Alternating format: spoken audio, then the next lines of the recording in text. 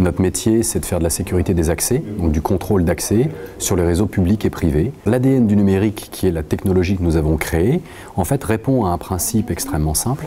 Nous avons découvert qu'il existait une propriété universelle dans l'ensemble des composants qui constituent un équipement numérique. Donc si vous prenez en clair un ordinateur portable, un téléphone portable, un disque dur externe, une clé USB, vous vous rendrez compte si vous l'ouvrez qu'à l'intérieur vous avez un ensemble de composants et dans ces composants vous allez pouvoir y trouver un ou plusieurs numéros d'identification uniques.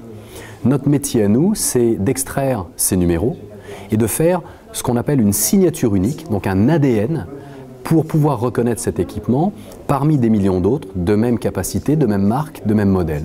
Alors, à partir de là, nous proposons une solution de contrôle d'accès sur laquelle nous allons en fait compléter le couple login-mot de passe avec l'ADN d'un équipement au choix de l'utilisateur. Notre postulat, c'est de s'affranchir de la faiblesse du login et du mot de passe en fait. Le marché de l'authentification forte, c'est à peu près 2 milliards de dollars par an de marché, avec une croissance qui est estimée à 20% au niveau mondial, en volume 30%, ce qui est extrêmement fort. Ce sous-segment des éditeurs de logiciels de sécurité informatique est le segment qui va connaître la plus forte progression dans les années qui arrivent. Pourquoi?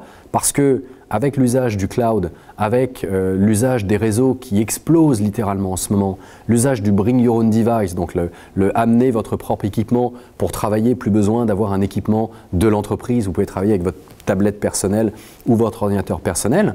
On a de plus en plus et on va de plus en plus partager des données sur les réseaux. Le problème numéro un, le problème majeur et qui explique cette explosion en termes de croissance, c'est justement la sécurité des accès à l'ensemble de ces réseaux.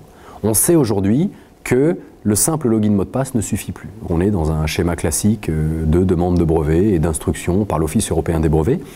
On a demandé une extension sur les États-Unis et les États-Unis ont réagi un peu plus rapidement et le brevet américain nous a été délivré l'an dernier, ce qui était très important pour nous parce que le marché de l'authentification forte, au niveau mondial, il faut savoir que 60% du marché, c'est le marché américain.